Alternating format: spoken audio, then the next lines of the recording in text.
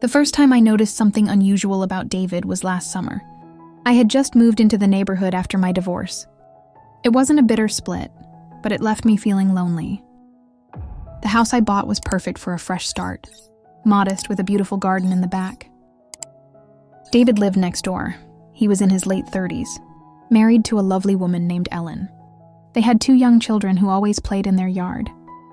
From the outside, their family seemed flawless, a picture of suburban happiness. But I had seen Ellen leave for business trips, more frequently than seemed normal, leaving David to manage the house and kids. One Saturday afternoon, I was pruning the roses in my garden. When David came over to introduce himself, he brought over a plate of freshly baked cookies, a warm smile lighting up his face. "Welcome to the neighborhood," he said, his tone friendly and genuine. "Thank you, David," I replied, genuinely touched by the gesture. It's nice to feel so welcomed. Over the following weeks, David and I struck up a friendly rapport. I learned he worked as a graphic designer and loved gardening as much as I did. We often talked over the fence, exchanging tips about keeping plants alive in the unpredictable weather. It was a rainy Tuesday when things took a different turn. The storm had knocked out the power in the neighborhood, and I was trying to figure out how to get my generator working. I heard a knock on the door, and there stood David holding a flashlight. "Looks like we're both in the dark," he said with a chuckle. "Need any help?" I hesitated for a moment before stepping aside. Sure, I was just about to wrestle with the generator. David followed me into the garage, where the generator sat gathering dust. He seemed to know his way around it, and within minutes it was humming to life. "You're a lifesaver," I said. Grateful for his help, he smiled. But there was something in his eyes, something I couldn't quite place. It was as if the small space of the garage had shifted. The dynamic between us, it wasn't romantic. Not even remotely, but there was a tension. "Ellen's away again, huh?" I asked, trying to fill the silence. "Yeah," he replied, his voice quieter now, another work trip. "She'll be gone all week." For a moment, neither of us spoke. The rain pounded on the roof, filling the silence between us. "Well," I said, breaking the awkwardness, "thank you again for your help." David nodded and turned to leave. But before stepping out, he paused. "If you need anything else, just let me know the next morning." I found myself thinking about David more than I care to admit. It wasn't what he said or did. It was the unspoken weight in the air when we were in the garage. I shook it off as nothing more than overthinking. Later that day, I decided to bake some muffins, to return the favor for the cookies he brought when I first moved in. It seemed like a friendly, neighborly thing to do. When I knocked on his door, he answered almost immediately, as if he had been standing nearby.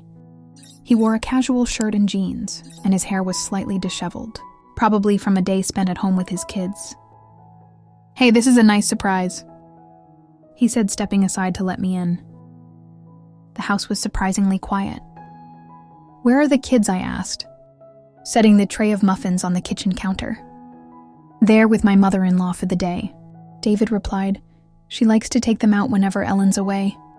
Gives me some time to catch up on work or, not work."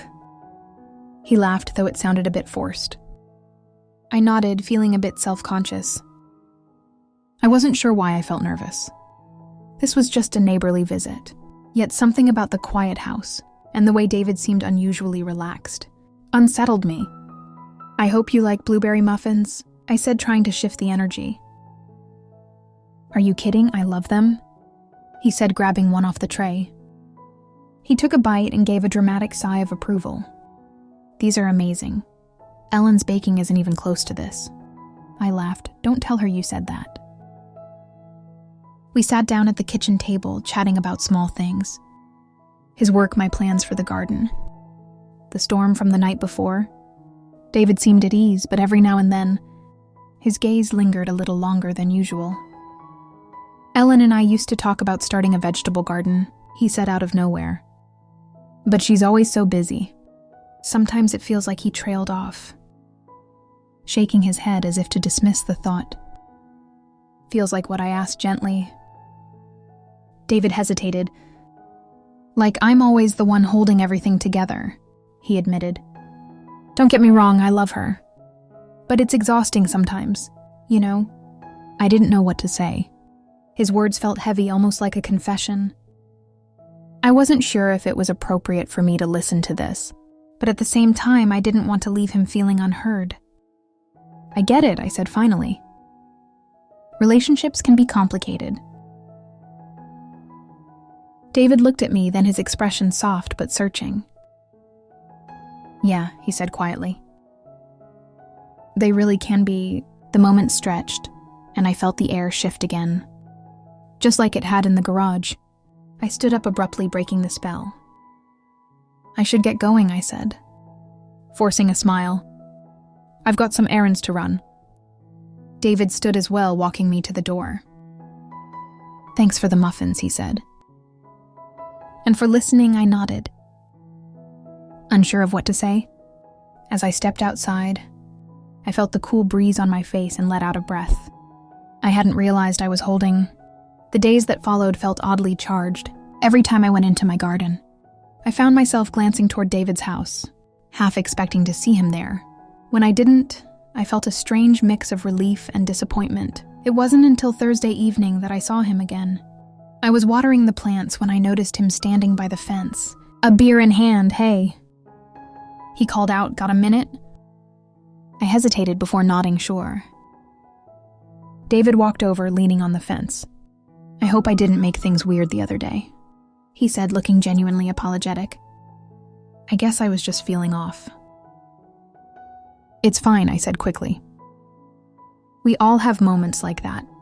He smiled, though it didn't quite reach his eyes. You're kind, you know, that not everyone would have listened. I shrugged, unsure of how to respond. Well, that's what neighbors are for, right? David laughed softly, but there was something else in his expression. Something I didn't want to name. I actually wanted to ask you something, he said after a pause. Okay. Would you mind helping me out with a project? He asked. I'm trying to build a raised garden bed for the kids, but I could use an extra pair of hands. Ellen's not back until the weekend, and I figured since you're into gardening. I hesitated, it seemed harmless enough. But something about the idea made me uneasy still. I didn't want to overthink it. Sure, I said. Finally, I'd be happy to help. We agreed to start the next afternoon. When I arrived at his backyard, David had already laid out the materials. Wooden plank screws and a toolbox. This is more ambitious than I thought, I joked, surveying the pile of supplies. Yeah, I might have bitten off more than I can chew. He admitted with a sheepish grin. We worked side by side, measuring and cutting the wood. Then assembling the pieces. David was focused, but every now and then his hand would brush against mine as we held the planks in place. Each time I felt a jolt, as if the contact carried more weight than it should have. At one point I caught him watching me as I hammered in a nail. What I asked, trying to sound casual, nothing, he said quickly, looking away. I was just thinking how nice it is to have someone around to talk to. It gets quiet when Ellen's gone. I nodded, not trusting myself to respond. The sun was setting now, casting a warm glow over the yard. The project was nearly done, but neither of us seemed in a hurry to finish. As we secured the final plank, David sighed and stepped back to admire our work. It looks great, he said. It does, I agreed. For a moment we stood there in silence, the air between us thick with unspoken words. I felt the pull again, that strange, unexplainable tension that seemed to bubble up whenever we were alone. I should get cleaned up, I said. Abruptly stepping away, David nodded, his expression unreadable. Thanks for your help, he said. As I walked back to my house, I couldn't shake the feeling that something had shifted again, like we were standing on the edge of something neither of us could name by the time Saturday rolled around. I convinced myself that I had overthought everything. David was just a neighbor, a kind man who needed help and conversation while his wife was away. But no matter how I tried to rationalize it, the weight of our last encounter lingered in the back of my mind. Ellen returned that evening. I saw her pulling into the driveway, the kids bounding out of the car and into her arms. From my window, they looked like the perfect family, and I felt a pain of guilt for whatever it was I'd let myself feel these past few days. It was later that night when I heard the knock. I glanced at the clock. It was almost 10 p.m. My heart sank as I opened the door and saw David standing there. "Hi," he said softly. He was dressed casually, but his hands fidgeted at his sides, a clear sign of nerves. "David," I said, keeping my voice low, "what are you doing here?" "Ellen's back, I know." He replied, his gaze steady but conflicted. "Can I come in just for a minute?" I hesitated, my better judgment screaming at me to say no. But I stepped aside anyway, and he walked in. He didn't sit down, just stood in the middle of the living room, staring at the floor as if searching for the right words. "I don't know how to say this," he began, "but these past few days spending time with you, it's made me realize how lonely I've been." "David," I said, my tone firm, "this is dangerous territory. I'm not trying to complicate things," he said quickly. He paused, running a hand through his hair. "I don't feel this way often or ever. And I need you to know that." I felt my breath catch, my mind racing for the right response. "You're married," I said finally, my voice barely above a whisper. "You have a family." "I know," he said, his voice breaking slightly. "And I love them, but sometimes it feels like I'm invisible in my own home." I looked away, the weight of his words pressing down on me. "You're not invisible, David," I said gently. "But whatever this is, it can't happen." He nodded slowly, his expression filled with both regret and understanding. "You're right," he said. I needed to say it to get it out so it doesn't eat me alive." I walked him to the door, my hands trembling as he stepped outside. He turned to face me one last time. "You're a good person," he said. "Better than I am, maybe." I didn't respond. I simply watched as he walked back to his house, his figure disappearing into the shadows. That night, I lay awake replaying the conversation over and over. I knew I had done the right thing by setting boundaries, but part of me still ached for the connection we'd shared, however fleeting it was. The next day, I saw David in the yard with his kids, Ellen laughing as she watched them play. He waved at me from across the fence, his smile warm but distant, and just like that, everything seemed to return to normal. But deep down, I knew it was a line we had come dangerously close to crossing, a moment that would forever remain unspoken between us.